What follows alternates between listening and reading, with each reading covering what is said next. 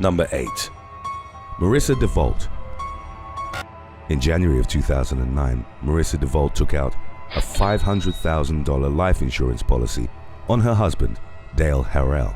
She was determined to pay her debt to ex-lover Alan Flores, a man she'd met in 2007 through an online sugar daddy website. Devault and Flores engaged in an extramarital relationship at first, but by the time their affair ended, she had accumulated a $362,000 debt to him. The man made her sign a promissory note in 2007, saying that she would return the money by December the 31st of 2009. With the due date approaching, Devault allegedly kept telling Flores a false story about coming into a large inheritance.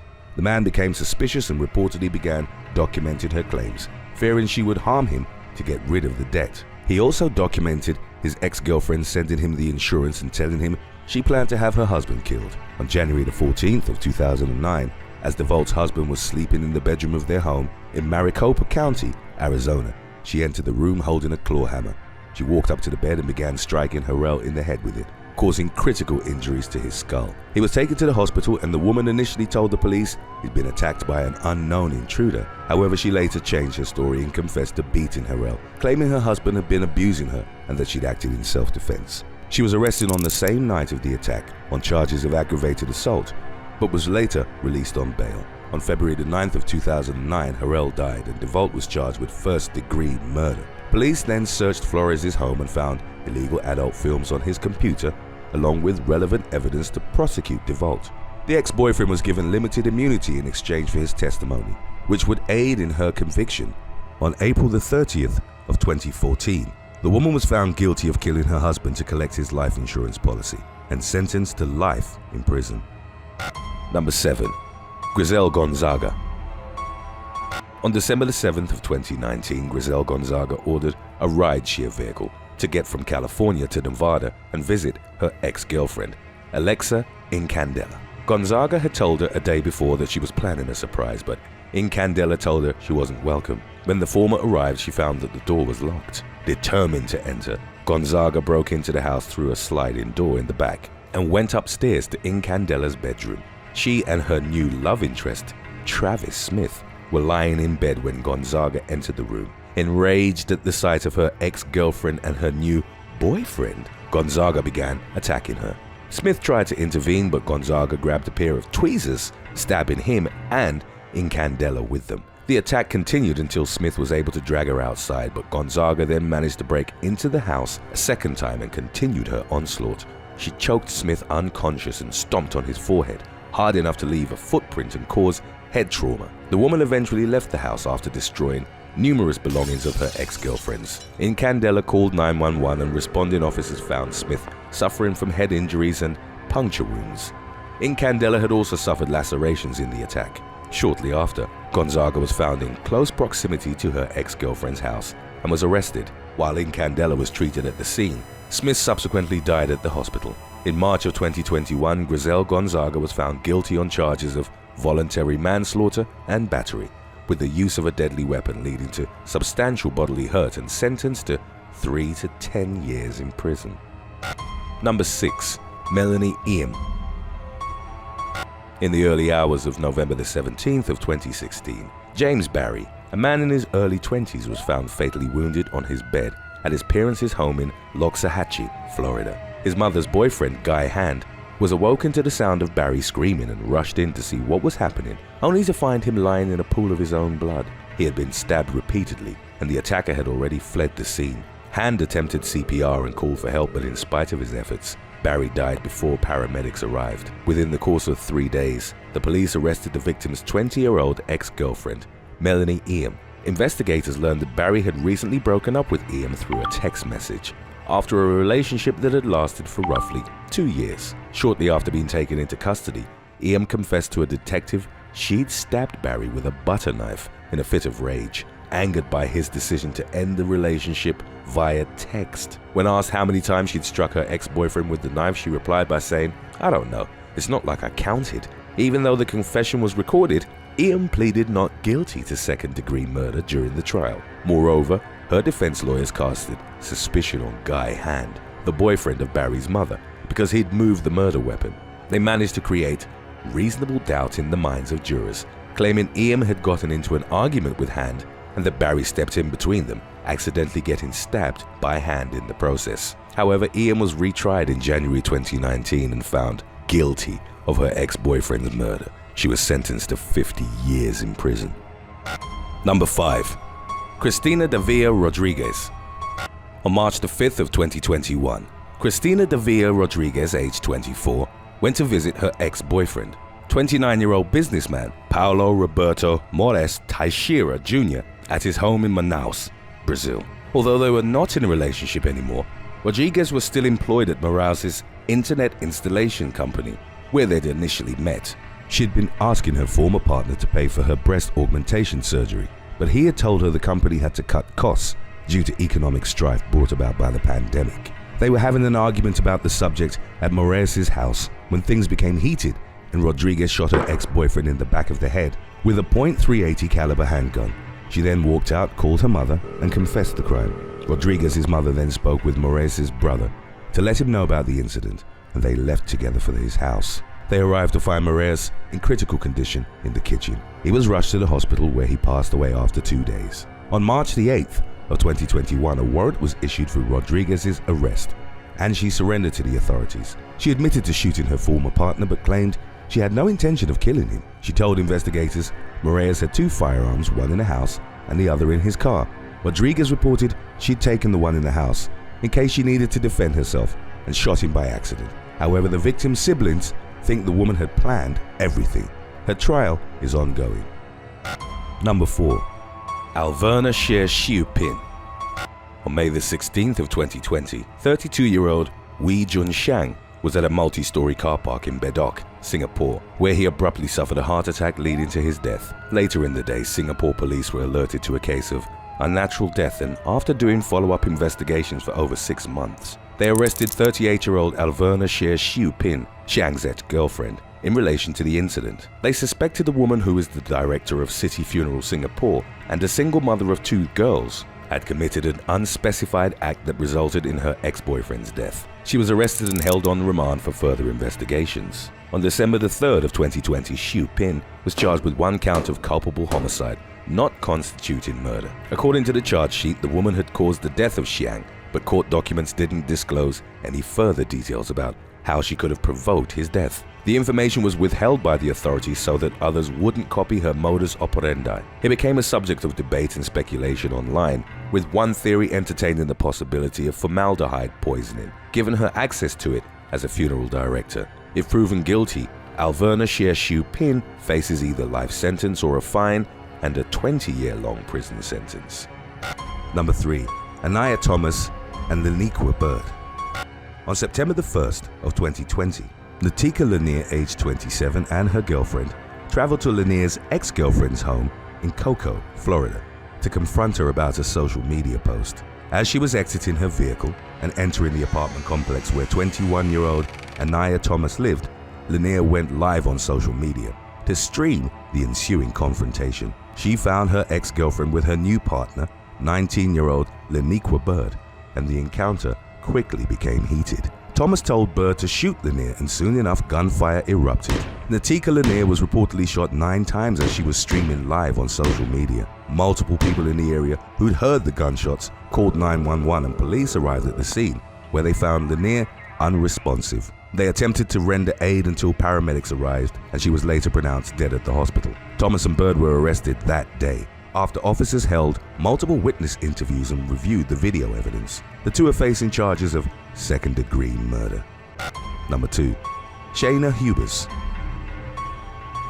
On October the 12th of 2012 at around 9 p.m., 21-year-old Shaina Hubers called 911 to tell the dispatcher that she'd shot her former boyfriend, Ryan Poston, aged 29, and that he'd stopped breathing. They had dated for about a year and had an on-again, off-again relationship. According to Poston's family, at the time Hubers had shot him, he was trying to break up with her. He'd allegedly scheduled a date with former Miss Ohio, Audrey Bolt, which enraged his ex-girlfriend. Hubers was at Poston's home in Fort Thomas, Kentucky when she made the 911 call. Officers arriving at the scene discovered that he had 6 gunshot wounds in his forehead, back, and torso. Although she was read her rights instead of remaining silent, Hubers immediately told officers she'd acted in self-defense after her boyfriend had allegedly pushed her against furniture in the house. The woman was taken into custody and left alone in the interrogation room, where CCTV recorded her acting bizarre, pacing around, dancing, snapping her fingers, singing Amazing Grace, and chanting, "I killed him, I killed him." A cellmate of Hubers's later revealed that she'd cackled upon commenting on the shooting of her ex-boyfriend, claiming to have given him the nose job he always wanted. In April of 2015, Shaina Hubers was found guilty of first-degree murder, and in August she was sentenced to 40 years in prison. As one of the jurors who'd convicted her was revealed to be a felon, she was granted a new trial. Hubers was also found guilty during her retrial, and she was sentenced to life in prison in October 2018, with prosecutors saying she'd shown no remorse for her crime. Number 1. Rachel Hillyard. Following the breakup with her former partner, 38-year-old Rachel Hillyard insisted that the man's mother, 63-year-old Mickey Davis, come by her house in Wichita, Kansas, to get her son's belongings. On April the 8th of 2017, Davis took her 9-year-old grandson along and headed towards Hillyard's house. When she arrived, Hillyard began assaulting her right in front of the child, who was terrified and immediately fled the scene. However, despite being in shock, the boy managed to grab a phone from his grandmother's car and called 911. Responding police officers found the minor nearly half a mile away from Hillyard's house and asked for his help in leading them back to the scene. After ringing the door and receiving no answer, the authorities checked the garage and discovered Davis's decapitated body. Looking further, they noticed the victim's head abandoned in the kitchen sink. After raiding the premises, officers also found Hillyard hiding inside the house and took her into custody without incident. More evidence emerged in the aftermath, which revealed that the woman had been making bizarre social media posts in the days prior to the attack, writing poems about serial murder and beheadings. During interrogations, Hillyard told investigators that before the brutal attack on Davis, she had called a pastor to perform an exorcism in order to clean her home of evil spirits. A cleric later confirmed the encounter. Hillyard also revealed in an interview that she'd been in a car accident in 2003, which left her with a brain injury, but insisted that it had nothing to do with the killing. Despite her claims of being possessed and not in control of her actions, prosecutors said the woman had premeditated the murder and the subsequent dismemberment. After the minor had left, she grabbed a kitchen knife to behead her ex-boyfriend's mother. At some point, the blade broke, so Hillyard grabbed a second knife to finish what she'd started. In November 2020, she was convicted of first-degree murder and sentenced to life in prison. Number 7. Joanne Hemingway.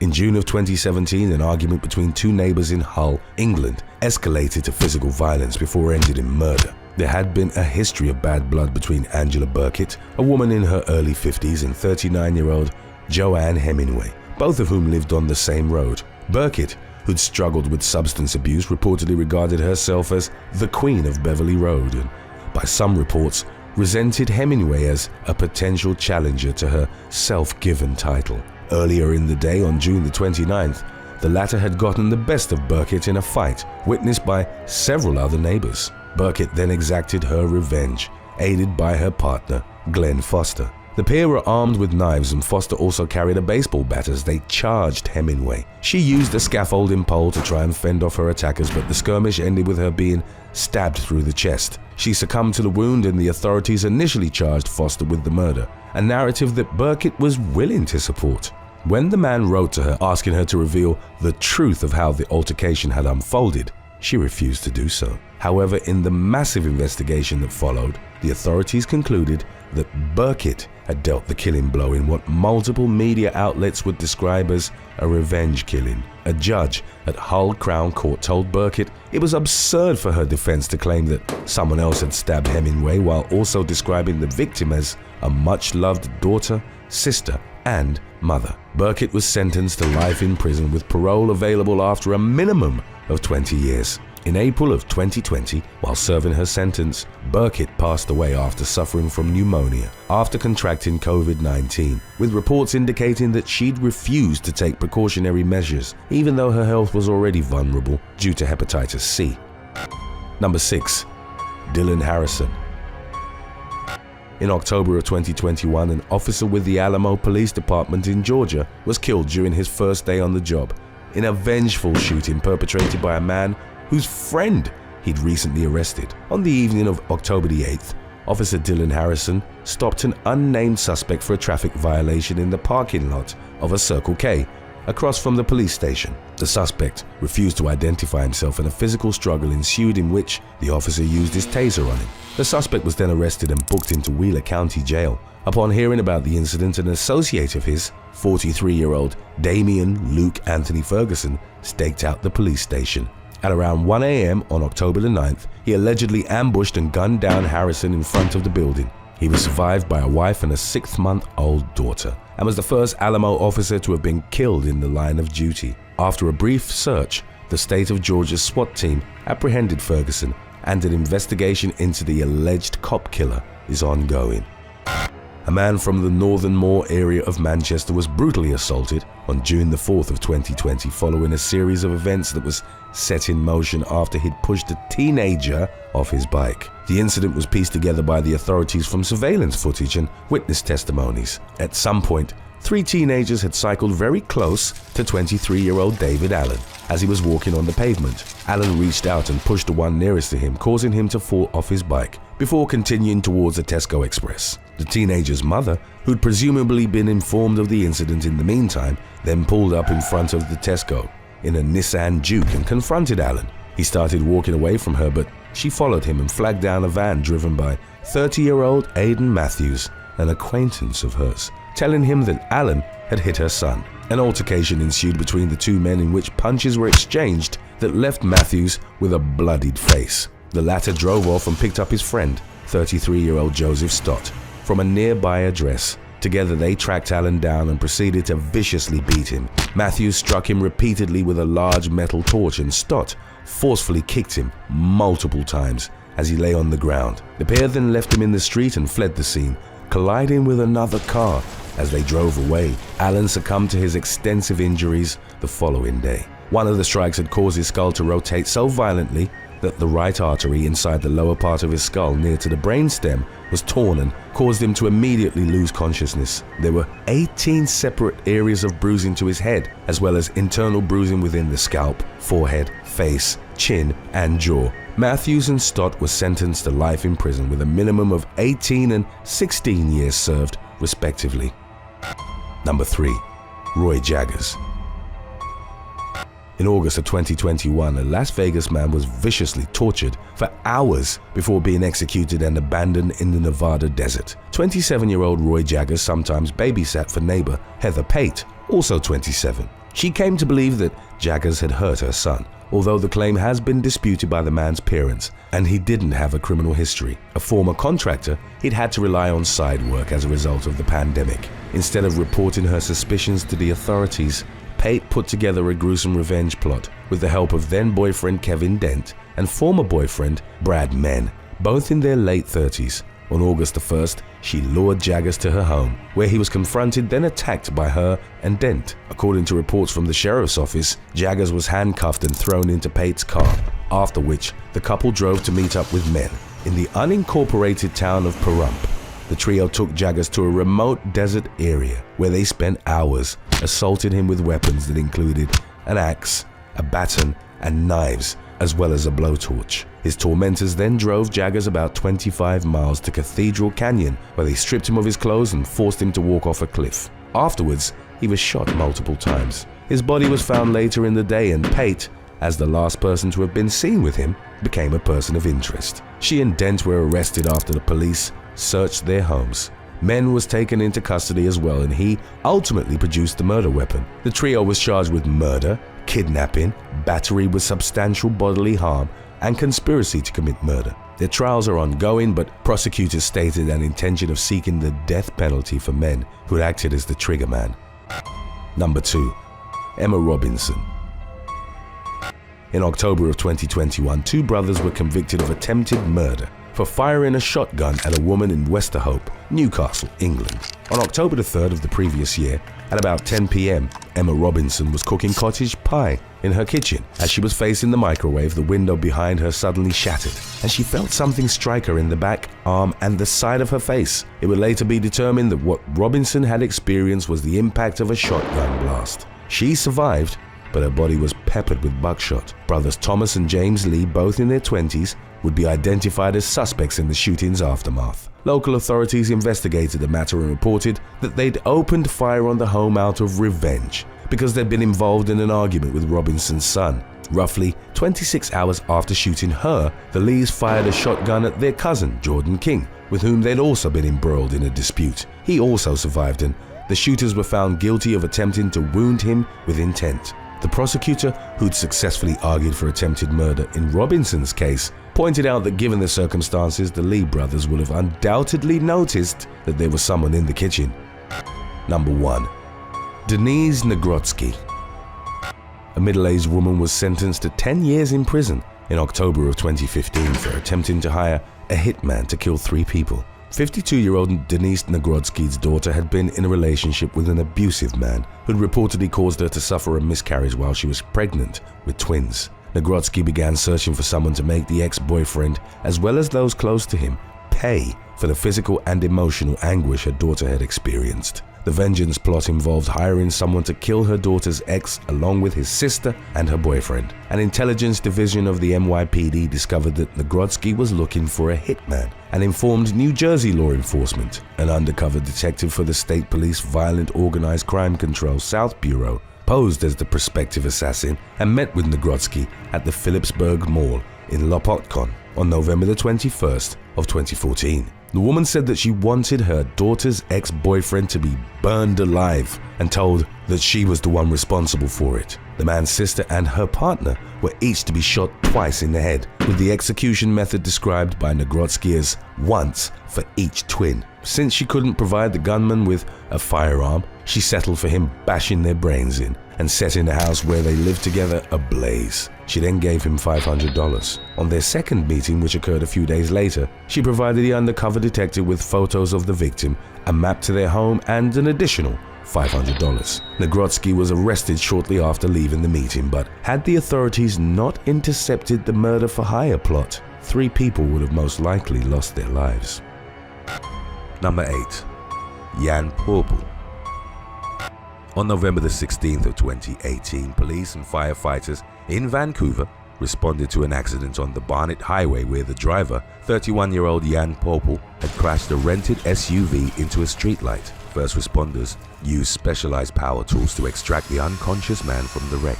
In a nearby ditch, the authorities found 34-year-old Nicole Hasselman, also known as Nicole Porciello, who'd been a passenger in the vehicle and had been thrown 30 feet from it. Both were rushed to the hospital, but only Popel survived.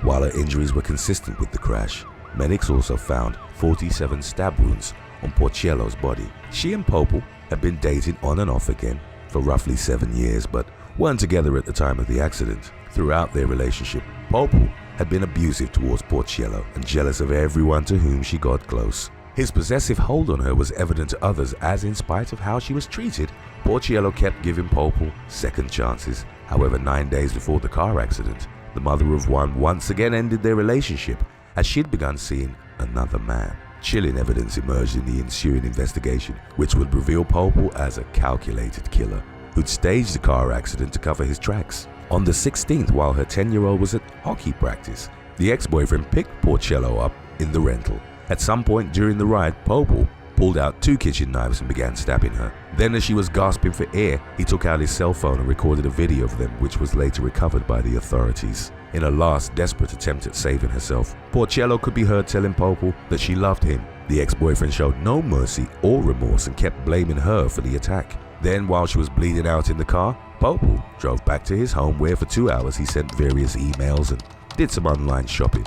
Afterwards, he intentionally rammed the car into the streetlight, catapulting Porciello, who, unlike him, wasn't wearing a seatbelt, through the windshield. Within a few weeks, Popel was arrested and after pleading guilty to second-degree murder was sentenced to life in prison with parole eligibility after 15 years. On September the 18th of 2016, about half an hour before midnight, Polish woman Zofia Sadowska was lured by her ex-boyfriend to a disused kebab shop where he'd once worked in High Wycombe, England. 28-year-old Ahsan Hassan had become possessive of Sadowska, aged 20, and he wanted them to be exclusive, but in spite of their sporadic relationship, the young woman was still living with another partner. Hassan was overcome with murderous rage upon learning that she was sleeping with Osmar Asmar, his childhood friend and housemate. Asmar had acted as go-between between Hassan and Sadowska while they were broken up, before eventually engaging in a physical relationship with her. When Sadowska arrived at the rendezvous spot, CCTV footage would show Hassan stalking her from behind some bins. He then used plastic wrap to strangle her to death inside the shop, to which he still had the keys even though it was no longer in use. Hassan then put her limp body in a taxi, telling the driver that she'd passed out from drinking too much and took her back to his home. The following day at around 5 a.m, emergency services were called to the residence and found Hassan on the floor of his room with slashed wrists, next to Sadowska's body. He would try to dress up the killing through the false claim that he and his ex-girlfriend had made a pact to take their lives together. He thus pleaded guilty to manslaughter but not murder. He was nevertheless found guilty of the latter and sentenced to life with a minimum of 24 years served. Number 4. Isaiah Hagen. In April of 2017, Haley Rathgeber, aged 20, was found dead outside a soccer complex in Warwick County, Indiana. She had been shot in the back of the head at close range, and there were no signs that she tried to fight her killer, which led investigators to conclude that they'd known each other. The main suspect in the case was Isaiah Hagen, also in his early 20s, whom some sources refer to as her ex-boyfriend. During interrogations that lasted roughly 7 hours, he changed his story from initially claiming that he'd only met Rathberger briefly to admitting that he'd given her a lift to the soccer complex. Moreover, cell phone data placed him at the time and the scene of the crime. He also said that she'd loaned him $200. A towel with the victim's blood on it would later be recovered from his home. Hagen's mother, Donna, who worked as a corrections officer, would testify at his trial and state that her son had confessed to her that he'd shot Rathberger, claiming it to have been an accident. Donna didn't disclose the supposed confession when first interviewed by detectives. They were suspicious that she'd fabricated a story, knowing that prosecutors would have to prove intent to contradict the accidental shooting version of events. They would ultimately argue that Hagen had shot and robbed Rathberger after money she'd lent him had become an object of contention between them. Hagen, who'd maintained his innocence, faced life in prison but eventually accepted a plea of 60 years, which was upheld on appeal. Number 3. Ugo Castro. In October of 2015, California man Ugo Castro walked into the Santa Clara County main jail trying to turn himself in for killing his ex-girlfriend. He handed a civilian staffer a handwritten note disclosing her body's location. Strangely enough, a deputy turned him away, claiming the case didn't fall under the jail's jurisdiction, and instructed him to take the matter to the San Jose Police Department. The move was later heavily criticized as it could have potentially resulted in a murderer walking free, and the deputy in question was reassigned. Perhaps stranger still, Castro did exactly as told by the lawman and walked unaccompanied to the police headquarters, where he surrendered once more. He then led officers to a condominium where aspiring nurse Alessandra Barles, aged 27, was found strangled and stabbed to death. Castro would eventually be sentenced to 50 years in prison for the murder. A motive wasn't made public, but in the past, Castro had been imprisoned on charges stemming from domestic violence. In 2009, he was sentenced to 3 years at a work camp in Carson City, Nevada, following a conviction for battery with a deadly weapon against ex-girlfriend Katrina Esparza. She drove from Reno and spoke at his trial, stating that with him behind bars, she no longer lived in fear. Number 2. Matteo Zavala. Tucson woman Marilyn Pacheco was gunned down in a drive-by shooting on the US's I-29 highway on June the 29th of 2019. The main suspect in the killing of 25-year-old Pacheco was her ex-boyfriend Matteo Zavala, aged 21. According to those familiar with their relationship, Zavala had been stalking Pacheco after they'd broken up. On multiple occasions, he'd threatened to kill her and anyone that she started dating. While worried for her, Pacheco's mother claimed that she never thought Zavala would go through with his menacing claims. On the day of the shooting, Pacheco was in a car with a friend and his young daughter when Zavala pulled up next to them in a second vehicle and unleashed a hail of bullets. Pacheco was fatally struck while the other occupants were injured, but they later recovered. Zavala was taken into custody on charges that included first-degree murder, aggravated assault with a deadly weapon, and felony endangerment, with bonds set at $1 million. Number 1. David Joshua Reed.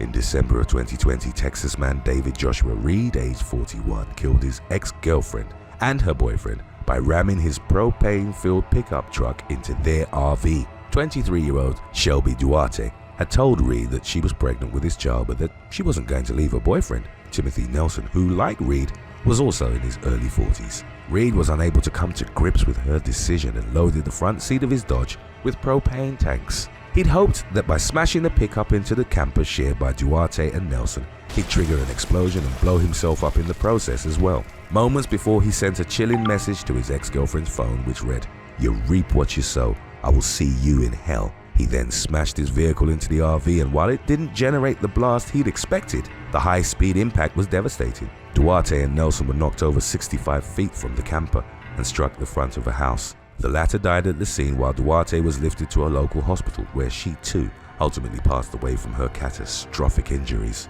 Reed survived the crash, pleaded guilty in court, and in October of 2021 was handed down 2 life sentences. Number 7. Zack Roder. In 2019, a woman and her daughter were left homeless after her psycho ex burned down their home in Redruth, Cornwall, England. Charlene Clark and Zack Roder, both in their early 30s, had a child together during a relationship which had lasted roughly 15 years. In March, Roder left Clark for another woman. It was an unexpected move which Clark claimed had left her heartbroken. Only a few weeks had passed before Roder tried getting back together with Clark, but she stood her ground and refused to accept reconciliation. Roder, however, wouldn't leave the family home, pointing to his name also being on the mortgage. One night, Roder and Clark attended a family memorial at a friend's house. Roder got intoxicated and asked that Clark return home with him, which she declined to do. Enraged, he got back to their house and set fire to a mattress. He then sent Clark a series of threatening messages, one of which read, "Look, see the light? I warned you." Roder went to a pub where he told other patrons that he'd started a fire which grew out of control. Not only had the blaze ravaged Clark's home, but it also expanded to 3 other terraced houses, prompting their occupants to flee for their lives. A disabled woman in one of the burning homes was only rescued because her caregiver was at the address at the time. In the aftermath, the insurance company refused Clark a payout because Roder was the policyholder. Even though the fire had gutted the homes, no one was seriously hurt, and Roder was sentenced to 6 years in prison. Number 6. Karina Vanessa Corbalan. In March of 2020, a Florida Instagram model was arrested for fatally shooting her ex-boyfriend outside his Hillyard home. 23-year-old Karina Vanessa Corbalan and Alejandro Sanchez, age 28, had had a troubled relationship and, according to neighbors, were no longer together at the time of the shooting. Corbalan's popular Instagram page showed the blonde influencer posing in the foreground of several exotic locations, but featured no photos of Sanchez. An argument the nature of which remains uncertain erupted between them and culminated with Corbalan shooting at Sanchez 15 times. 5 of the bullets struck him in the chest. The victim's mother was at the scene and she was heard screaming at Corbalan that she'd killed her son. Corbalan, in turn, presumably not realizing the damage she'd done, was reported to have called out to her ex, wake up, Alex." Officers arrived to the scene and found her kneeling over his body, as well as a black Mercedes, the windshield of which was riddled with bullets. Sanchez was airlifted to Jackson Memorial Hospital, where he was pronounced dead. Corbalan made her first court appearance in a vest designed to deter self-harm and was ordered to be held without bail. Number 5. Stephen Booth. In May of 2021, a builder from Manchester, England, murdered his ex-wife with an axe, then called the police to come and arrest him. Stephen and Susan Booth, both in their 60s, had separated 3 years prior. Up to that point, they'd shared a home in Shaw near Oldham, which Stephen had had a significant role in building. The divorce proceedings were being finalized, and the marital home was proposed for sale at over $620,000. Susan had asked for half of the money, which enraged Stephen, as he felt that she didn't deserve it. Stephen, who hadn't talked directly to his ex for 2 years, was out walking his dog when a solicitor told him that the sale would be completed in 3 days' time. It was at that point that he started plotting Susan's murder. On May the 4th, he lay in wait at the home until she returned from a shift at the Royal Oldham Hospital. He struck her from behind with an axe and then continued his gruesome attack, ultimately inflicting 19 axe strikes, most of them to the head. Susan sustained devastating injuries and was pronounced dead shortly after being rushed to the hospital, where she worked. Stephen called the police and told the operator that he'd just killed his wife and that officers should be sent to his home address to arrest him. He pled guilty to murder and was sentenced to life in prison with a minimum of 22.5 years served, meaning that he was likely to die behind bars. Number 4. Samantha Mears. In 2019, a woman was sentenced to 20 years in a mental health facility for a 2018 incident in which she'd forced her ex-boyfriend to have intercourse with her while threatening him with a machete. Montana woman Samantha Mears broke into her ex-boyfriend's home while he was out at a gas station. When the unnamed victim entered the bedroom, she approached him from behind, pressed the blade to his throat, then ordered him to remove his clothes and get on the bed. She then climbed on top of him and they had intercourse, with Mears reportedly biting the victim's arm in the process. The man would later tell the authorities he'd felt forced to comply with his ex's demands for fear of being killed. After the deed was done, Mears reportedly swung the machete around and deliberately urinated on the bed. The victim was able to escape out the back door as his sister arrived home. When interviewed by the police, Mears claimed that their relations hadn't been abusive, but reportedly became incoherent in her answers. She was charged with intercourse without consent, as well as aggravated burglary, assault with a weapon, and unlawful restraint, before eventually being deemed unfit to stand trial. Number 3. Patricia Isidor and Junior Francis. In June of 2018, a woman was seen driving down a Florida highway at around 70 miles per hour, with her ex-boyfriend clinging to the hood of her car. 24-year-old Patricia Isidor and Junior Francis had broken up about 8 months prior, but were still living together. Isidor was getting ready to drive and pick up their daughter. Francis, who didn't want her to go because he also needed the car, launched his body onto the vehicle's hood. As Isidor would later tell officers, she didn't want to deal with any foolishness, so she just kept driving. The video of him holding on for his life on the highway, initially shared on Twitter, subsequently became viral. While clinging to the hood with one hand, Francis used the other to call the authorities, convinced he was going to die. He survived the hellish ride, largely unharmed, while Isidor was charged with culpable negligence, a misdemeanor, and was bonded out. Number 2. Bonita Vivian Ku. In June of 2021, Bonita Vivian Ku was arrested for the premeditated and brutal killing of her ex-husband, Kerry Michael Rooney, at his Newmarket home in Brisbane, Australia. A witness had filmed the moment that neighbors rushed to help 51-year-old Rooney as he was lying in a pool of his own blood in the middle of the street. Ku, aged 53, had been monitoring Rooney's habits in the weeks leading up to the horrific attack. She went to his apartment armed with 2 knives, a bottle of bleach, and the toy replica of a gun. She waited in the staircase of his building and ambushed the father of one. When he returned home, Ku sprayed him in the face with the bleach and, as he turned around, stabbed him in the back and slit his throat. She continued to slash and stab Rooney as he ran down the street, screaming for help. One of the knives was reportedly still lodged in his body when the police arrived at the scene. Ku used the toy gun to deter bystanders from intervening, including a neighbor who'd sought to confront her with a baseball bat. Following her arrest, she'd allegedly told officers that she didn't want to pay child support anymore. Her trial is ongoing, but Ku refused legal representation, claiming she couldn't afford it, even after being told that it could be provided at no charge. She tried to claim self-defense, but detectives assigned to her case reported that there was no evidence of it. Number 1. Joseph Oberhansley. In December of 1998, in a meth-fueled jealous rage, Utah man Joseph Oberhansley gunned down his teenage girlfriend. He proceeded to shoot his mother, who survived, and then fired at his sister, but missed. In a bid to end his life, Oberhansley tucked the gun under his chin and pulled the trigger. He didn't die with the bullet instead becoming lodged in his head, effectively giving him a partial lobotomy, the part of his brain that was affected by the gunshot controls emotions, personality, decision-making, and self-control. He ultimately pled guilty to manslaughter and was sentenced to 15 years in prison. Oberhansley would later tell a parole board that he regretted killing his girlfriend and that having a bullet in his frontal lobe had made him calmer. However, according to his family members, it turned him into a monster, and they noted increasingly obsessive behavior. Even though some of his relatives insisted that Oberhansley remain locked up, he was paroled in 2012 and transferred to Indiana. In 2015, he started dating 46-year-old Tammy Jo Blanton, who was 13 years his senior.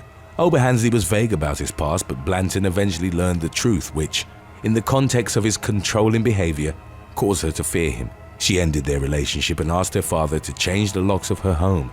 In the early hours of September the 11th of 2014, Blanton called the police claiming that her ex-boyfriend was trying to break into her house. Officers arrived at the address and confronted Oberhansley, who agreed to leave. Later in the day, the police went to check on Blanton again after she hadn't shown up for work. There were signs of forced entry at her home, and Oberhansley answered the door claiming she wasn't home. Officers searched him and found a knife in his pocket, covered in blood and hair. In the bathtub, they discovered Blanton's mutilated body under a camping tent. She'd been beaten, stabbed, and cut open with an electric saw.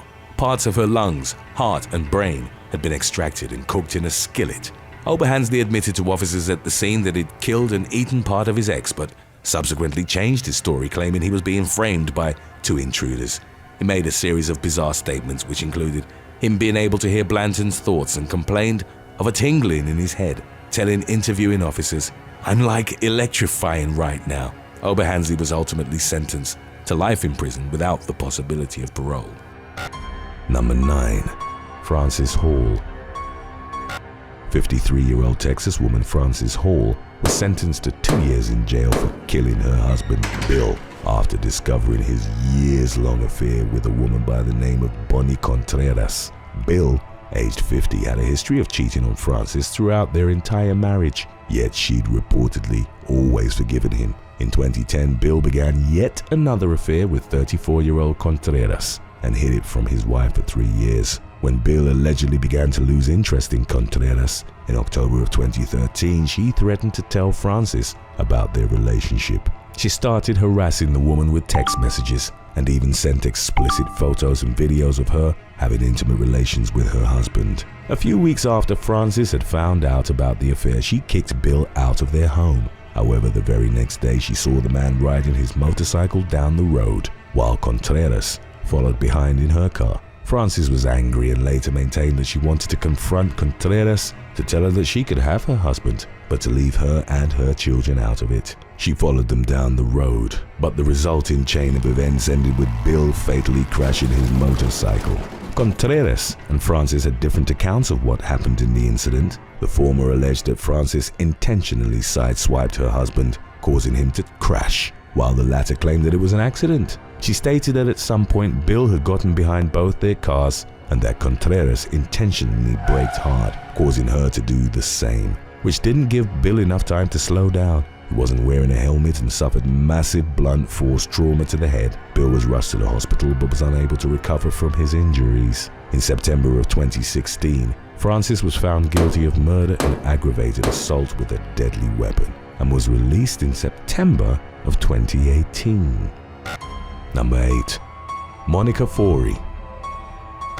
In October of 2015, Monica Forey poured boiling water on her husband's 24-year-old lover, Hannah Stokes, burning her head, neck and chest. The affair between Stokes and Wouter Forey had started in the summer of 2015 in Plymouth, England. 34-year-old Monica had begun suspecting her husband was being unfaithful and questioned him about it. He eventually came clean about the affair, which prompted her to leave their home and stay at a friend's house. However, she unexpectedly returned on October the 24th of 2015 to find Wouter sitting on the sofa with Stokes and watching rugby together. Eerily calm, Monica claimed she'd go into the kitchen to make a cup of tea. Moments later, she came back into the living room with a cup of boiling water that she poured on Stokes. Monica then got the entire kettle from the kitchen and emptied it on Stokes after grabbing her by the hair. The former was convicted of causing grievous bodily harm with intent and was sentenced to 5 years in prison. Stokes was treated for second-degree burns and had surgery for a punctured eardrum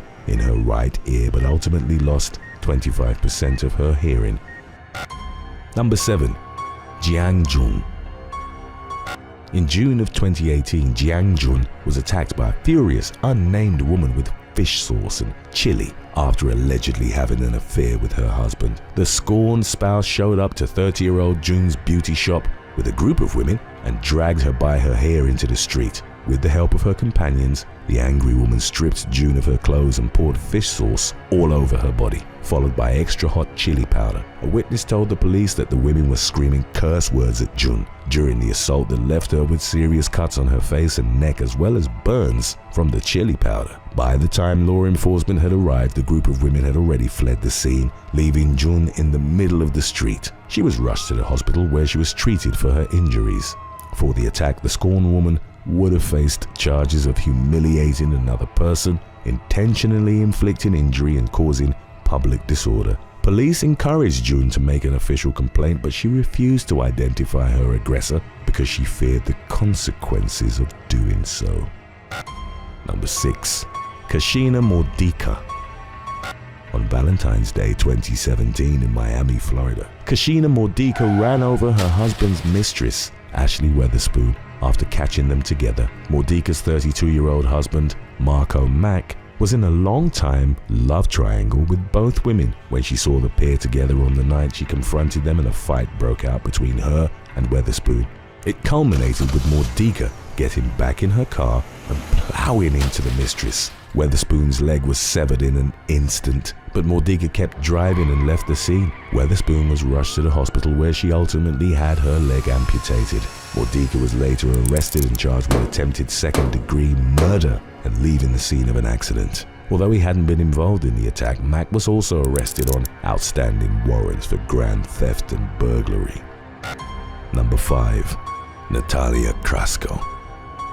A 28-year-old Russian woman was accused of assaulting her husband's mistress when she showed up to their marital apartment, demanding she leave. Natalia Crsko married 88-year-old Ivan Crsko, a well-known actor, in September of 2015. However, shortly after they tied the knot, Natalia refused to be intimate with Ivan because she was reportedly worried about getting pregnant. Reacting to her decision, the man told Natalia that he wanted a divorce and started seeking out other women. He met 27-year-old Yulia Kichimasova and began having an affair with her behind his spouse's back. Then in September of 2018, Yulia showed up with bags and ready to move into the apartment that Natalia and Ivan shared in Moscow. Ivan wasn't at home when she arrived, but Natalia was, and became enraged when Yulia demanded that she pack her things and leave. As Yulia tried pushing past Natalia to unpack her belongings, the latter allegedly grabbed her by the hair and smashed her head into a table multiple times before punching her. Yulia stated that she would report the incident to the authorities, but no updates were given as to whether or not she followed through on her intention. Yulia was left with a black eye, bleeding lips, and a bleeding nose from the incident. Natalia completely denied the attack, only stating that she'd thrown the mistress and her belongings out of her home, but never assaulted her. Shortly after the scandal, the divorce between Ivan and Natalia was finalized. Just 2 years later, on December the 4th, 90-year-old Ivan had a child with Yulia. Number 4. Anne Anastasi. 44-year-old Anne Anastasi and her husband Anthony had a three-way relationship with a young woman named Jacqueline Riggs. Their arrangement became troublesome after Anthony moved 25-year-old Riggs into the home he shared with Anne in Maryland. Tension began to brew among them within close quarters, causing the married couple to break up. In spite of the separation, Anthony and Riggs continued their relationship and moved into the basement of the house. The decision angered Anne, so she began plotting to kill the couple with the help of her teenage daughter and her daughter's 18-year-old boyfriend, Gabriel Struss. Anne was the alleged mastermind behind the plot, manipulating her daughter into planning the killings with her and using Struss as the hitman. Anne ordered the latter to shoot 40-year-old Anthony and then stab Riggs to death. The teenager did as instructed, and several hours after the murders, Anne called the police. She claimed to have found her husband and Riggs dead. However, the police soon discovered that the gun that had killed Anthony didn't match the one that was found next to him. During their investigation, the authorities retrieved text exchanges between Anne and Struss that discussed the killings. The gunman later pleaded guilty to the first-degree murder of both victims and was sentenced to 60 years in prison. Anne was also sentenced to 60 years in prison, while her daughter was charged as a juvenile. 38-year-old Lauren Gray confronted her husband's mistress, Amanda Boylan, in front of a school in Paisley, Scotland. On January the 30th of 2018, It was the first time that Gray and Boylan had seen each other since the former had found out about the affair. Upon seeing the other woman, Gray grabbed her by the hair and punched her in the face, leaving Boylan with a bloody nose. She then got in her car and drove home, where police arrested her later that day. Gray pleaded guilty to the assault and was fined nearly $490. Number 1. Tammy MOA. In 2014, Tammy MOA was accused of kidnapping her husband's mistress, 20-year-old Heather Elvis, who had been missing since December of 2013 in South Carolina. Elvis and Sydney MOA, aged 42, had begun an affair after meeting at a restaurant where the former worked. 46-year-old Tammy had allegedly become jealous of the relationship Sydney had with Elvis. In October of 2013, she started harassing the young woman by calling her incessantly and sending her pictures of her and Sydney being intimate. Elvis was reportedly ready to move on from the relationship. Then on December the 19th of 2013, local police received a call about a suspicious car parked at a secluded boat landing. The vehicle belonged to Elvis. All of her belongings were inside, but the young woman was nowhere to be found. Police investigated Elvis's phone records and found that Sydney had called her from a payphone the night before, saying that he'd left his wife and wanted to see her. Investigators would later determine that it was a trap set by the married couple to lure her to them. Grainy surveillance footage had shown Sydney's black truck driving to and from the same boat landing on the night that Elvis was there, around the same time of her disappearance. In 2014, the couple were charged with murder and kidnapping, but the murder charges were later dropped due to a lack of evidence. In 2017, Sydney's trial for kidnapping resulted in a mistrial because the jury was unable to reach a unanimous verdict. Sydney went on to serve a 10-year sentence for obstruction of justice in connection to the case, while Tammy was sentenced to 30 years for kidnapping. Number 7. Fabio DELELO. Italian woman Roberta Smagiassi, aged 33, was killed in a traffic accident in the summer of 2016, in which an oblivious motorist ran a red light and consequently plowed into her while she was riding a moped. In the tragic incident's aftermath, the victim's husband, 34-year-old banker and semi-professional footballer Fabio DELELO, waged a vendetta against the individual responsible for his wife's premature demise. The embittered widower tracked down the driver, named as Italo De Lisa, to a cafe in the Abruzzo commune of Vasto in early 2017. Then DELELO, armed with a handgun, walked right up to 22-year-old De Lisa and gunned him down while he sat outside the restaurant. Shortly thereafter, the man walked to the cemetery where his wife had been buried and placed the gun on her gravestone. He then went to the police station to turn himself in. Prior to carrying out the vengeful shooting, DELELO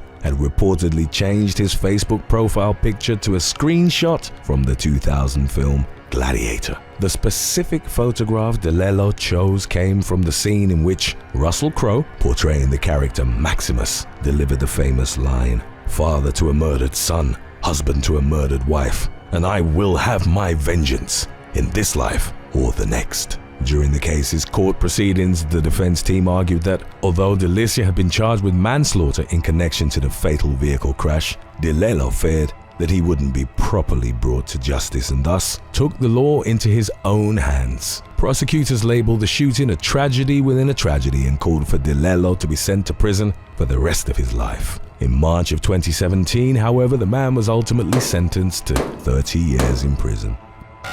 Number 6. Obina Izioke.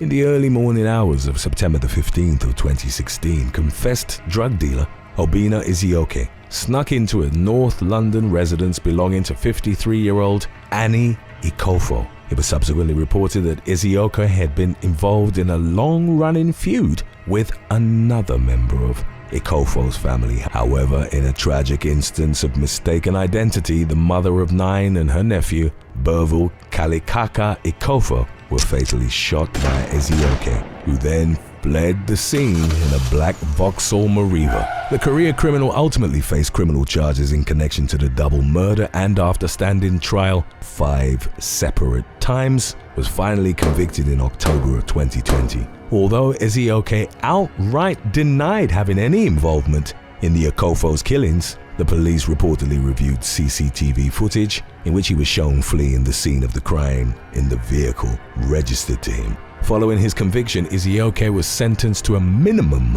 of 40 years in prison. Number 5. El Tacamor and Telebra Cherry. At about 11:45 a.m. on Easter Sunday 2017, 46-year-old El Tacamor and her daughter, Telebra Cherry, went to the Parkway Place apartments in Louisville, Kentucky, to confront two women with whom they were involved in an unspecified feud. In the resulting arrest report, it was detailed how Moore and Cherry became engaged in a physical altercation with their two rivals. 29-year-old Cherry allegedly used a baseball bat to damage one of the women's vehicles before turning the weapon on the woman herself. During the course of the incident, the other woman, later identified as Tania Woods, was fatally shot by Moore, according to police records. After being beaten with Cherry's bat, Tayela Love also sustained a non-fatal gunshot wound to the stomach, for which she was later treated at University of Louisville Hospital. Although initial reports on the matter suggested that Moore and Cherry had been the instigators of the cold-blooded attack, and they were charged with murder and assault accordingly. However, when the case eventually went to trial, it was concluded that the mother and daughter had actually been acting in self-defense during the double shooting, and they were therefore acquitted of the criminal charges in February of 2019. Number 4. Anthony Lorenzi. A young couple was dragged from their car and gunned down following a traffic dispute during the Puerto Rican Day Parade in Chicago, Illinois on June the 19th of 2021. According to local authorities, Giovanni Azuega, aged 24, and his girlfriend of many years, 25-year-old Yasmin Perez, had been driving through the city's Humboldt Park neighborhood when they were involved in what was described as a minor traffic accident. Immediately following the seemingly inconsequential fender bender, a group of men encircled the couple's vehicle and began to unleash a barrage of punches and kicks. Shortly thereafter, as was captured on video by a nearby witness, the assailants opened the car doors and forcibly removed Azuega from inside before unleashing a brutal attack on him in the middle of the street. The group assault, which was allegedly meant as a form of retaliation against the couple for the accident, was eventually interrupted by convicted felon and Latin king Anthony Lorenzi. Although he hadn't been involved in the initial conflict, Lorenzi reportedly inserted himself into the altercation at some point. During the ensuing physical struggle, Perez rushed to defend her boyfriend and was consequently shot in the neck. It was later detailed how it had been deemed more than likely that the woman had accidentally been shot by Azuega, who'd brandished a firearm in an attempt to ward off his attackers. The incident culminated with Lorenzi fatally shooting Azuega in the head. Perez ultimately passed away at the hospital a couple of days later. In the wake of the shooting, Lorenzi fled the state, but was eventually located in California and arrested by U.S. Marshals, who then relinquished him to Cook County law enforcement. Lorenzi, whose criminal track record includes 26 past arrests, was held in custody without bond while awaiting his case's court proceedings. Number 3. Stephen Ruth. Long Island resident Stephen Ruth was taken into police custody after he was accused of intentionally damaging 19 traffic light cameras in Brookhaven in April of 2016. In subsequent reports, it was described how the 42-year-old had developed a vendetta against red light cameras and had thus made it his personal mission to tamper with as many of them as he could. Ruth allegedly snipped the wires to the cameras and knocked some of them off kilter, so all they would record was the sky. New York officials also accused him of cutting down a red light camera pole on Old Town Road in Coram on January the 18th. The total cost of the damage Ruth caused was estimated to be roughly $25,000. On the night of April the 12th, NYPD officers tailed the man to his Center Reach residence and arrested him on felony criminal mischief charges. Although Ruth faced the potential of spending up to 7 years behind bars for the offense, he ultimately reached a plea deal with prosecutors which sentenced him to 1 year of probation in lieu of jail time. Ruth initially rose to national prominence in 2015 when he publicly announced his crusade against Long Island's red light camera system, which automatically sends traffic tickets to anyone who runs a red light. He claimed that the city had shortened the duration of yellow lights to force more motorists to run through red lights, resulting in increased traffic tickets. Ruth further argued that the traffic light cameras set up throughout Long Island were illegal because they'd never been approved by licensed engineers. See what I just did? All it took was a pair of balls and a painter's extension rod. I just saved people about $10,000 today with this camera. Number 2. Teo Wesley. West London man Teo Wesley was embroiled in an intense personal feud with Tony Charlery for the better part of 15 years, as was detailed in subsequent reports on the matter. Wesley had believed Charlery to have been responsible for the 1999 death of his sister, Bolaji, and had thus held an intractable grudge against him. Bolaji, who'd been living with Charlery in Earl's Court at the time, had plummeted to her death after falling out of a third-story window. In 2002, Charlery was brought to trial in connection to the deadly incident, but was ultimately acquitted of any criminal wrongdoing by a jury at the Old Bailey, a decision which infuriated Wesley. 2 years later, the latter reportedly attacked Charlery with an iron bar outside his home, for which he was charged with causing grievous bodily harm with intent. Although Wesley was later cleared of the charges, investigators indicated that he'd openly admitted to carrying out the attack against his rival. Wesley's personal vendetta came to a violent culmination in August of 2014 when he reportedly encountered 59-year-old Charlery in Notting Hill and proceeded to fatally stab him in the neck. The man was subsequently taken into police custody in connection to the revenge killing. During the case's eventual trial, Wesley contended that he hadn't originally intended to kill Charlery, but that upon seeing him on the day of the deadly altercation, he'd been overcome with rage and consequently lost control of his actions. He ultimately pleaded guilty to manslaughter and was sentenced to 21 years behind bars. Number 1. Travis Satterwhite. A gang leader from Bridgeport, Connecticut, pursued a personal vendetta against the man whom he believed to have targeted him during a shootout in the summer of 1998. The feud reportedly originated on August the 10th of that year when Travis Satterwhite exited the Golden Hill Street courthouse after attending a hearing. The man was met with a barrage of gunfire but was able to duck back inside the building before sustaining any injuries. It subsequently emerged that 21-year-old Dante Jones, a UPS worker from Stratford, had been gunned down during the incident in which he had no personal involvement. Satterwhite blamed the shooting on a member of the city's foundation gang named Jermaine Baby Boy Reese. The latter stood trial for Jones's murder in 1999, but the jury assigned to his case found him not guilty, indicating that he hadn't been the one to launch the attack on Satterwhite either. Despite the verdict handed down in Connecticut Superior Court, Satterwhite refused to give up his fixation on Reese, whom he still blamed for his attempted murder. The gangster held on to his grudge for 7 years, before finally taking retaliatory action in December of 2006. On the 27th of that month, Satterwhite tracked his rival down to an East End street corner and fired upwards of 40 fatal rounds into his head, torso, and extremities. During the case's eventual court proceedings, Satterwhite pleaded guilty to reduced charges of conspiracy to commit murder and was sentenced to 7 years in prison, followed by 10 years of special parole. Reese's family publicly decried the man's sentencing, which they considered astonishingly lenient, given the extremely violent and purposeful nature of the shooting. Number 8. David Bonola.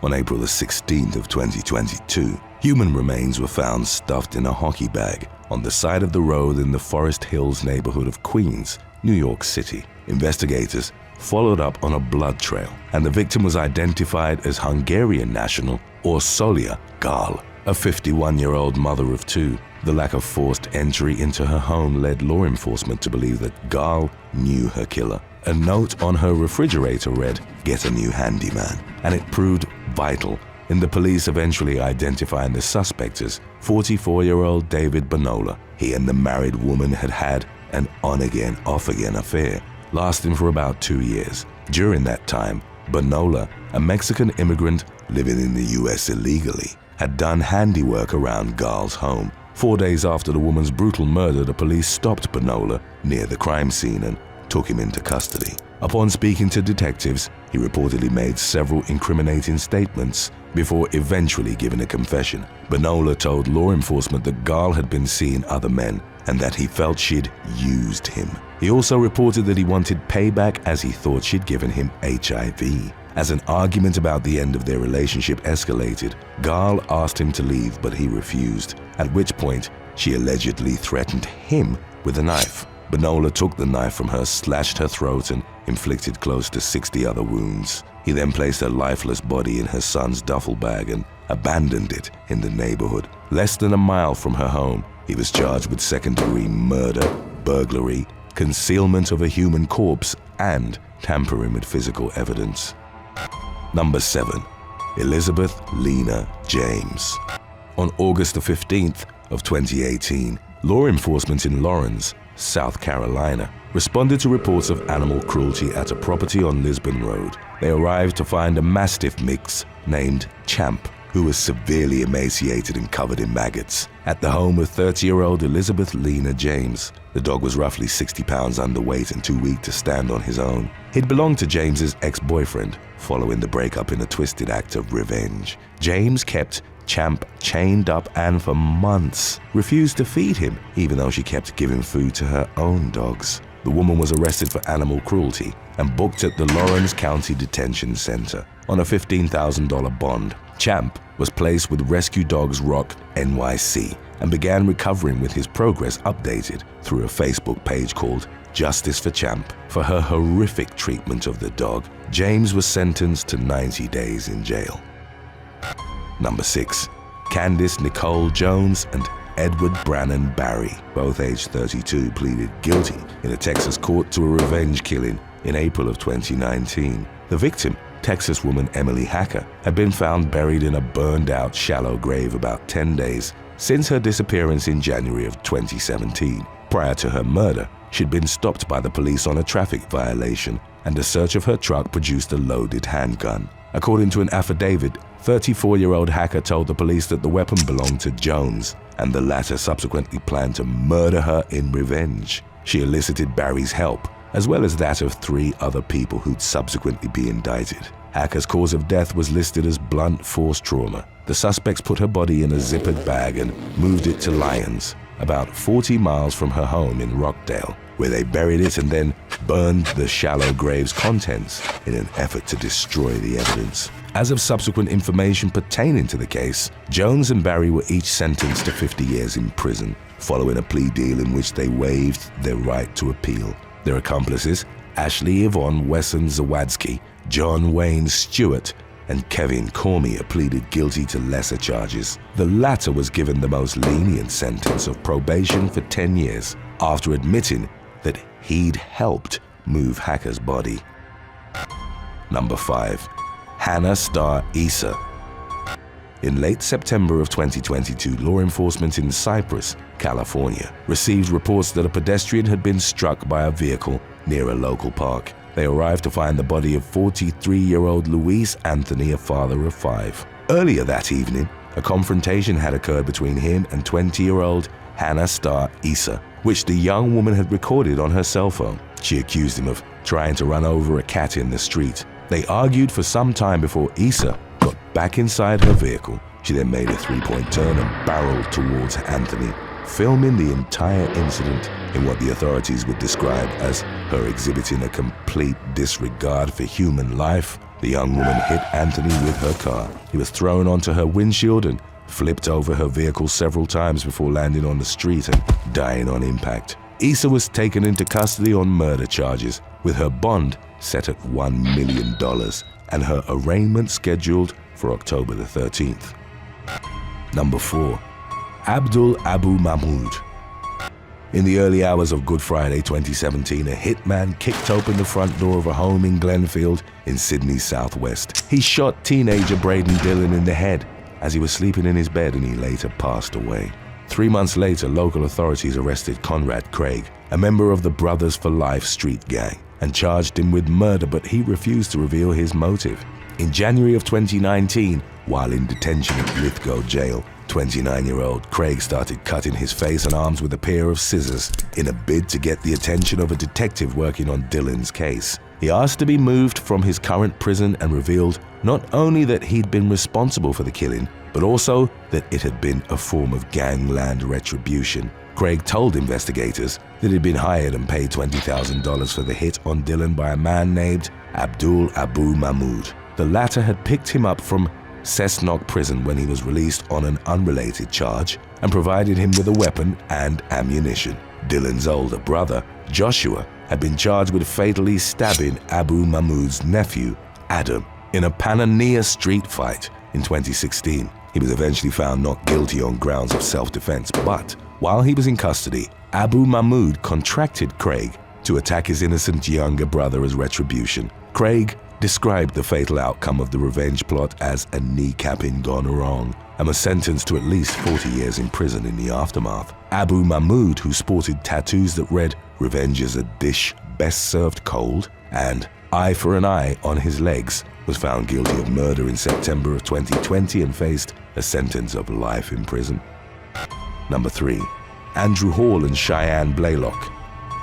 Oklahoma man Andrew Hall and his teenage girlfriend, Cheyenne Blaylock, were charged with murder in January of 2020 in an incident allegedly sparked by the former's desire for payback. On New Year's Day, the body of Kirsten Patterson was found just south of Locust Grove at the Spring Creek boat ramp on the Neosho River. She'd been reported missing and was a suspected runaway before law enforcement discovered that she'd been fatally shot in the head. Patterson was a schoolmate of Blaylock's at Shoto High School, at whom Hall was angry for allegedly giving him an STD. As per Blaylock's subsequent testimony, he'd instructed her to text the victim, inviting her to take a ride with him. Patterson met the couple, at which point either Blaylock or Hall ambushed and shot her in the head with a hunting rifle. It wasn't clear who'd pulled the trigger, as following their arrest on the same day as the body's discovery, the teen and her 30-year-old boyfriend pointed the finger at each other. They were both eventually found guilty of first-degree murder and sentenced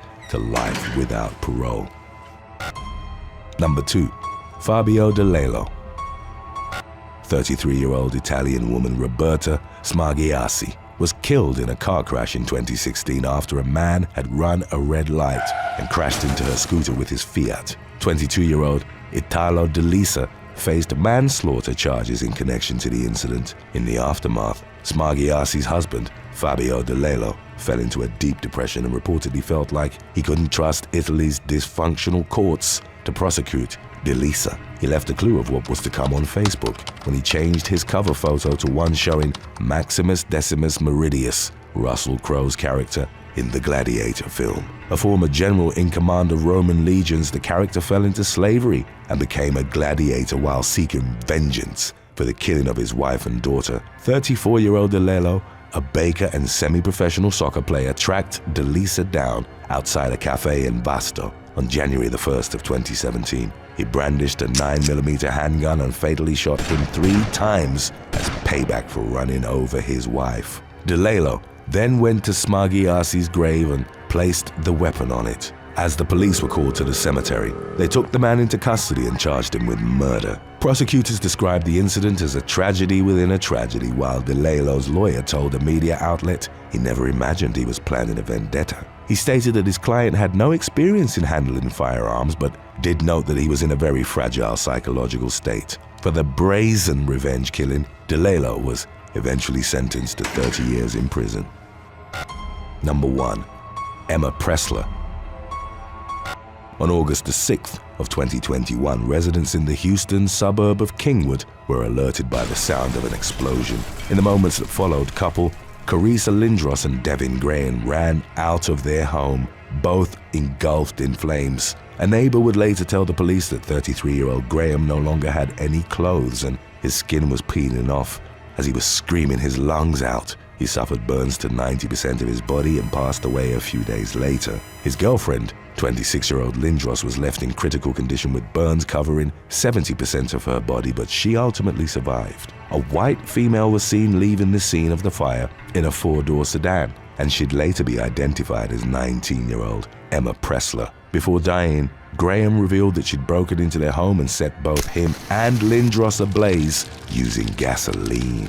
Lindros couldn't speak on account of her severe injuries, but when the police talked to her on August the 16th, she confirmed that Pressler had been the culprit. She motioned a lighter when asked how she'd set them on fire. There was evidence that the two women knew each other, and gang-related payback was suspected as the root cause of Pressler's actions, although the details weren't disclosed. The teenager had made headlines the year prior when she was linked to the murder of 20-year-old Sierra Rod, a cerebral palsy sufferer from Harris County. She was killed inside her home, which was struck by a flurry of bullets in a drive-by shooting. The target had actually been Rod's teenage brother, who'd reportedly been feuding with a Houston area gang known as 10K. The shooters took off in several vehicles, including a red pickup truck belonging to Austin McCalla, Pressler's then-boyfriend. The teen was found driving the vehicle not long after the shooting, and the police took her into custody. McCalla and 3 others were charged with Rod's murder,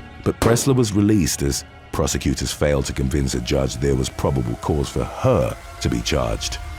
A Louisiana woman was arrested for leaking lascivious images in late 2020. Sarah D. Farris from Sulphur got her hands on numerous nude photographs of a colleague via Facebook. The victim claimed that Farris had access to his account because she apparently helped set it up for him years ago. She then traveled to suburban Houston, Texas, and mailed out degrading letters about the man to at least 30 individuals. The letters included nude photographs of the subject engaging in lewd acts. Several people consequently contacted the victim saying they'd received photographs of him in the mail. After an investigation conducted by Calcasieu Parish Sheriff's Office detectives, Farris was arrested on December the 28th of 2020. She was booked into the Calcasieu Correctional Center and charged with 150 counts of non-consensual disclosure of a private image. Later that day, she was released on a $75,000 bond. After authorities investigated further, it was determined that another individual's private images were also included in the letters previously mailed out. After that realization,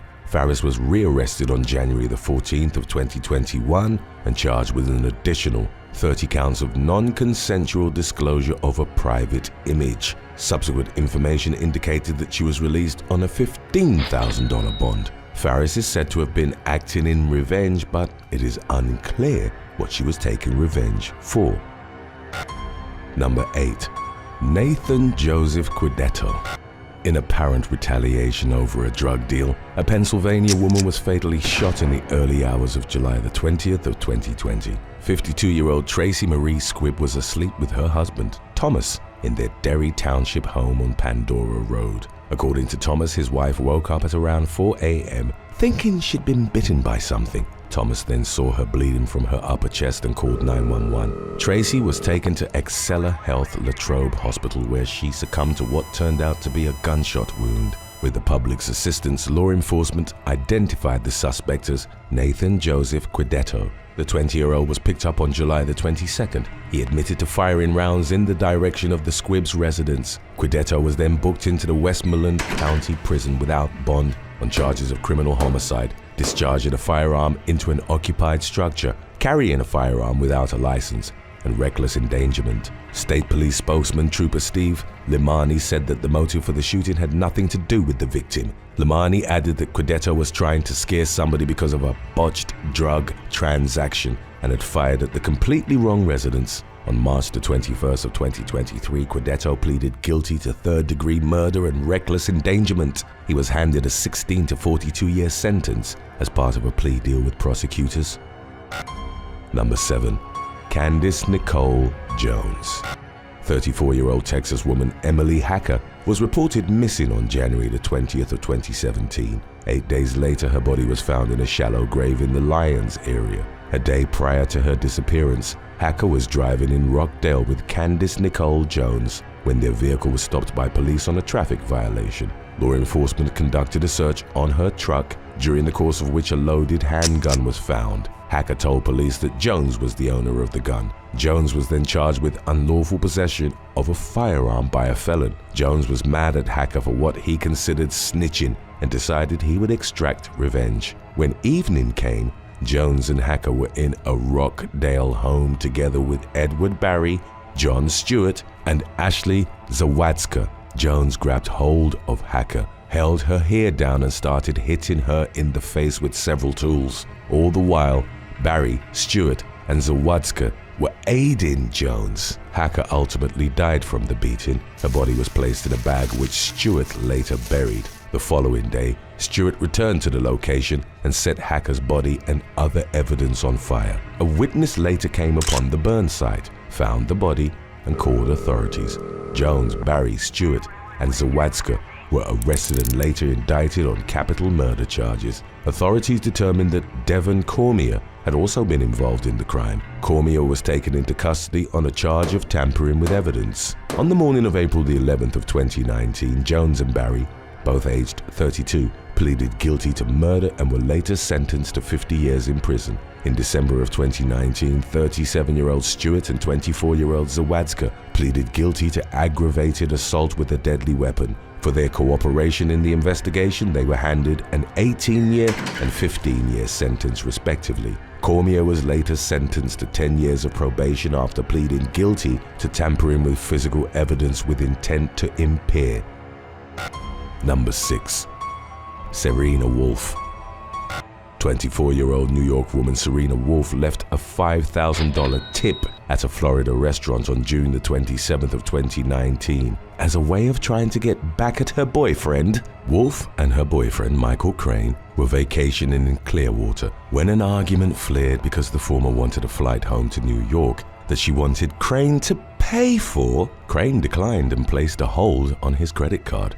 But when he released the hold a short while later, Wolf used it at the Clear Sky Beachside Cafe. Wolf spent a total of $5,055.37 at the restaurant, $5,000 of which consisted of what some would call an extravagant tip. Crane found out about the expense and reported the charge as fraudulent to his credit card company. Wolf was arrested on July the 1st and charged with grand theft. She was booked into the Pinellas County Jail on a $1,000 bond. Crane told investigators that he believed that his girl was intoxicated or trying to get back at him or both. After Wolf bonded out, she was again taken into custody on July the 6th after law enforcement spotted her walking with an open can of beer in public. She was convicted of an open container charge early in September of the same year. Following her conviction, prosecutors dropped the felony grand theft charge against Wolf due to undisclosed reasons. Number 5. Chonda Edmond and Kyhira Clemens. In Killeen, Texas, Chonda Edmond and Kyhira Clemens allegedly beat up a teen who had been in an argument with the former's son. Law enforcement responded to a disturbance report at Killeen High School on June the 12th of 2019. Upon officers' arrival, they found a girl lying on the ground. She told them that she'd argued with a classmate at Killeen Middle School earlier in the day. Later that day, she was involved in an altercation with the classmate's mother, later identified as Edmond, after which the girl went to the high school to be with friends when Edmond and another woman confronted her again. The two women reportedly had club-like objects, which they used to strike the girl with. After getting hit in the head, the victim lost consciousness and awoke to find herself still being attacked on the ground. Surveillance footage reviewed by investigators confirmed the victim's claim. The victim was later shown a photo lineup of probable suspects from which she positively identified Edmond and Kyhira Clemens as the attackers. The two were arrested on October the 19th. 32-year-old Clemens and Edmond, aged 44, were held in lieu of $100,000 and $115,000 bonds, respectively. In December, the two women were indicted on the charge of intentional injury to a child. Number 4. Stephanie A. Kashmarek.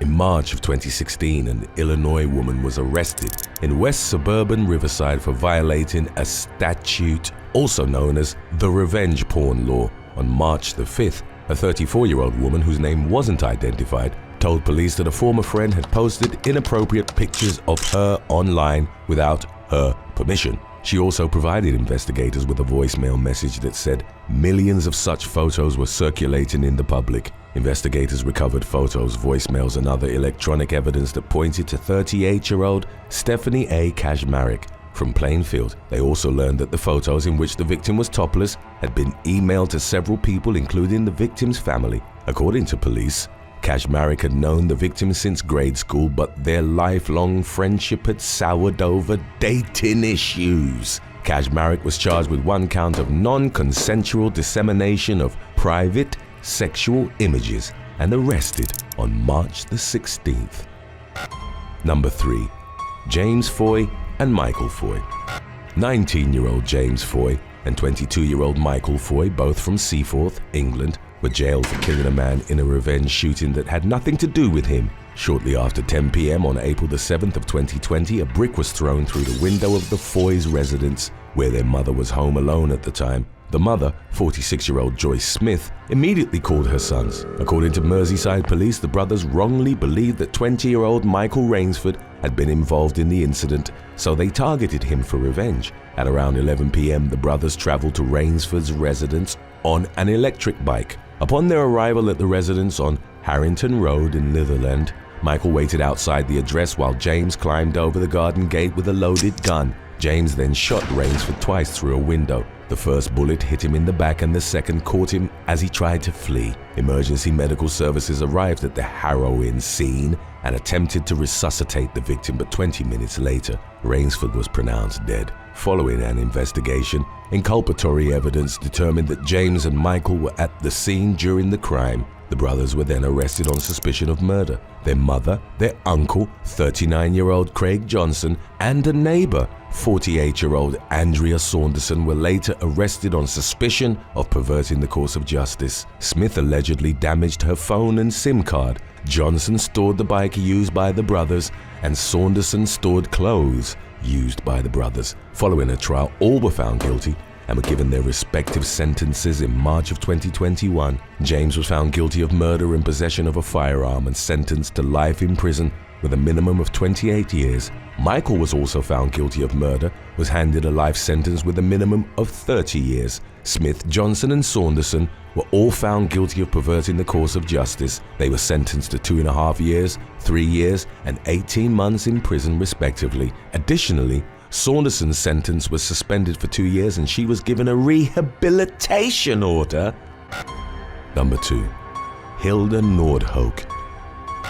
During a burglary that unfolded at a home in Wichita, Kansas, on April the 22nd of 2018, an American Bulldog Terrier was killed. When Robert Miller arrived at his residence located in the 700 block of Mount Carmel Court, he discovered that someone had broken into his house by smashing a window with a brick. He then found his lifeless dog, which had later turned out to have been bludgeoned to death with a baseball bat. He reported the incident to authorities, noting that his computer and headphones were stolen as well. Through surveillance footage outside the victim's house, Wichita police identified a vehicle that could be connected to the burglary. Using a license plate reader, investigators determined that the vehicle belonged to Hilda Nordhoek. Nordhoek was romantically involved with Miller at the time.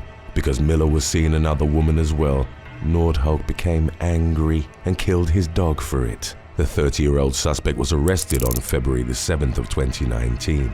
DNA taken from her matched DNA found on the baseball bat and on the dog's collar. She was booked into the Sedgwick County Jail on burglary, theft, and animal cruelty charges before being released. 2 years later, Nordhoek was finally convicted of all the charges after pleading no contest. On April the 21st of 2021, she was sentenced to 2 years probation. Before her probation could begin, she was required to serve a 30-day jail sanction under Kansas law. The district attorney's office stated that if she violated the terms of her probation, she would be jailed for a total of 25 months. She was also fined $3,236.99 in restitution to Miller and prohibited from having contact with any pets that don't belong to her.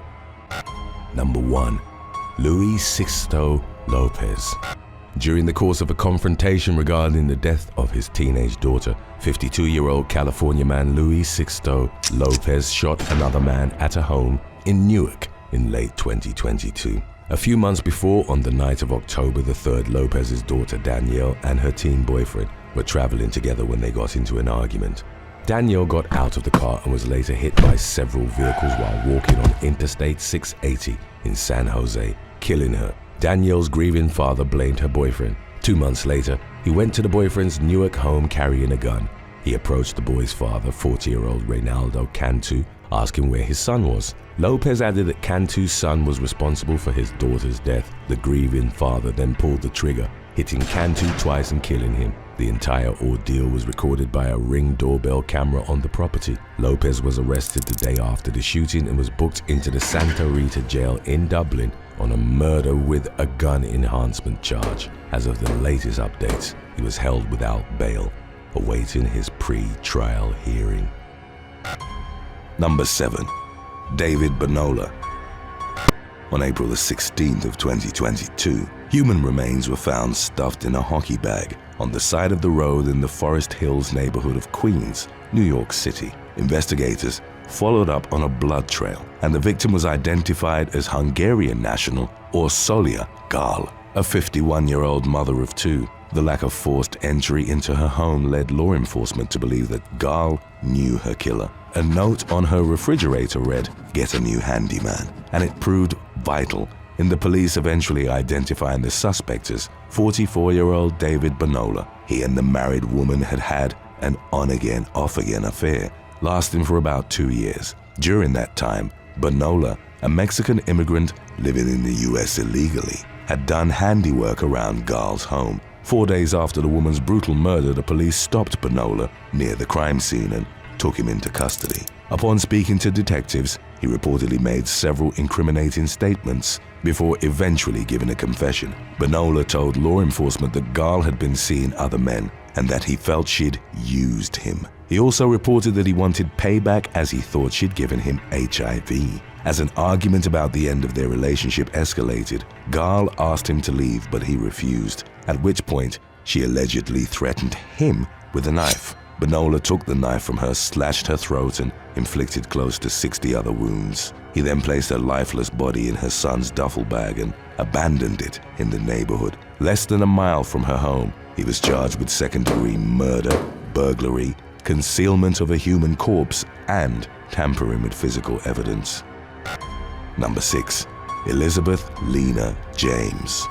On August the 15th of 2018, law enforcement in Lawrence, South Carolina, responded to reports of animal cruelty at a property on Lisbon Road. They arrived to find a Mastiff mix named Champ, who was severely emaciated and covered in maggots, at the home of 30-year-old Elizabeth Lena James. The dog was roughly 60 pounds underweight and too weak to stand on his own. He'd belonged to James's ex-boyfriend, following the breakup in a twisted act of revenge. James kept Champ chained up and for months refused to feed him, even though she kept giving food to her own dogs. The woman was arrested for animal cruelty and booked at the Lawrence County Detention Center on a $15,000 bond. Champ was placed with Rescue Dogs Rock NYC and began recovering, with his progress updated through a Facebook page called Justice for Champ. For her horrific treatment of the dog, James was sentenced to 90 days in jail.